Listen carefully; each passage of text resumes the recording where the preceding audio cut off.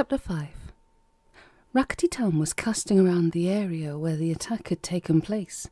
He peered over the cliffs down to the far shoreline. 2 boats lay wrecked on the rocks. A small craft, which the pounding waves had reduced to splinters, and a big 4-masted vessel. This latter ship was hauled at the bowline close to its prow, where it had been driven headlong onto the treacherous reef. Doogy arrived with the royal couple and the other squirrels. He indicated the big wrecked 4-master. "Yon's a ship the vermin must have comin', though I'm thinking it'll be no use to any beast now." Tam's eyes hardened. "Aye, and you won't be able to repair it once we put torches to it, Doogy." He turned to the carnage, which Idga and Araltum were pointedly trying to ignore by gazing in another direction. This was a massacre indeed.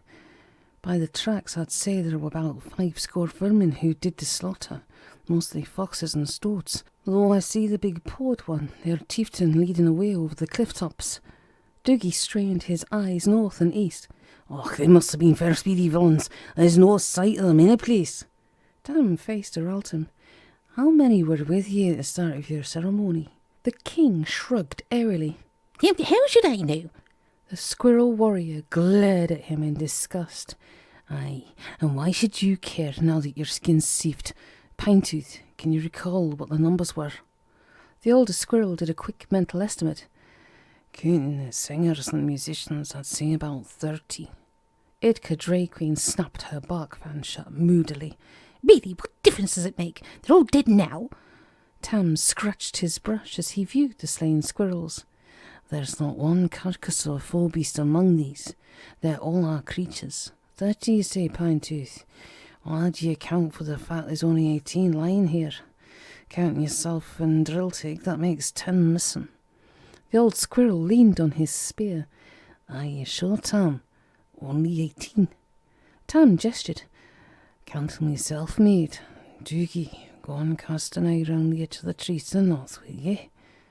Idga Drayqueen began weeping in genuine distress. "Oh, that beautiful banner! It took me and my servants almost a full winter season to make it. Is it lost forever, my dear?" Araltum patted her paw. There, my pet. Don't you fret. Tam will get it back for us." Gritting his teeth, Tam managed to bite back the insulting words he was about to issue. Just then he heard Doogy hail him from afar. "Will you come and take a look at this, mate?" Striding off along the fringe, Tam came upon his companion some distance away. Doogy was swatting flies from the grisly sight. Holding a paw over his mouth, he muttered, "Oh, the poor beasts. I reckon there's little more than their heads left. 'Tis an awful thing to see, Tam." His friend paced carefully about, identifying the remains. "There's Chamog and Elta, Bernon Rofal. This one could be Girton. Well, that's the other 5 captains. The rest look like singers and flute players. See these 2, Doogy. I couldn't have had more than 14 summers between them. We're dealing with the lowest kind of barbarian buttes here. These squirrels have all been eaten. See, there's bones and fur scattered everywhere." Grim-faced and shaken, the 2 warriors returned to the main gathering. Araltum asked peevishly, "Did you find my rose standard? Was it damaged or torn? Your Drayqueen spent a lot of hard work making that banner." The king's back slammed hard against a tree under Tam's furious charge.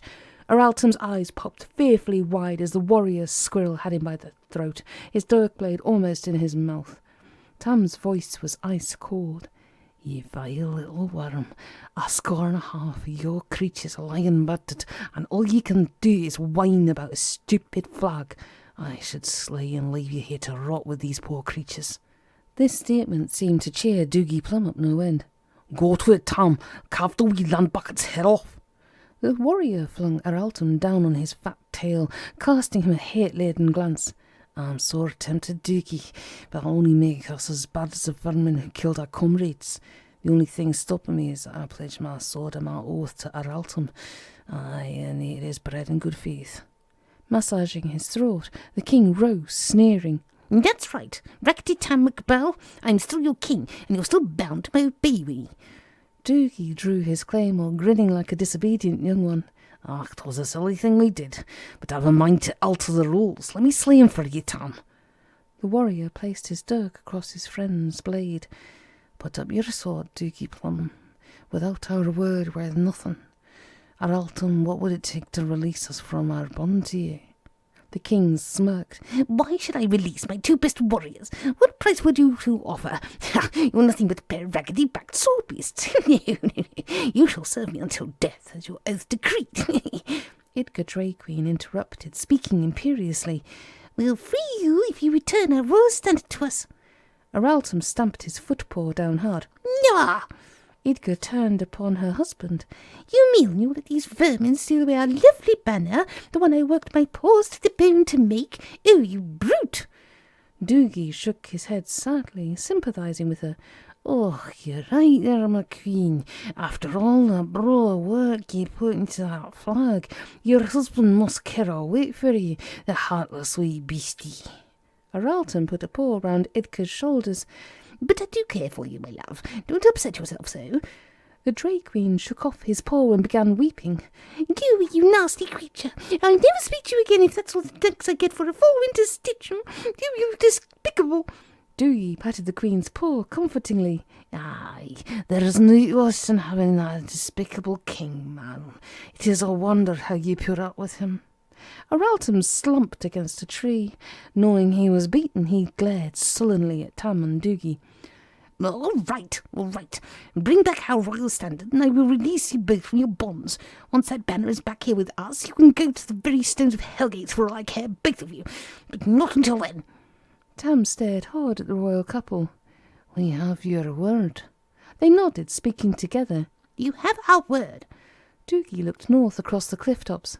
Then we'll no be hanging around here to waste time. Are you ready, Tam? The warrior squirrel sheathed his dirk. Aye, as ready as I'll ever be. Grab some victuals, Doogie, and let's away. Idga forced a smile at Tam. Oh, when will we expect to see you both back with our standard? Tam shrugged. A season or two, who knows? If we don't return, you'll know the vermin is slaying and eating us. Araltum stepped back, horrified. Eating you? Doogy winked cheerfully at him. Aye, eating us. Go and take a peek at your captains and singers yonder. You'll know there's naught left of them but their heads and a few wee scraps of fur and bone.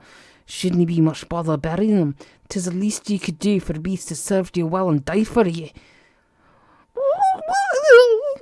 Idga gave a great swooning moan and fainted in a heap.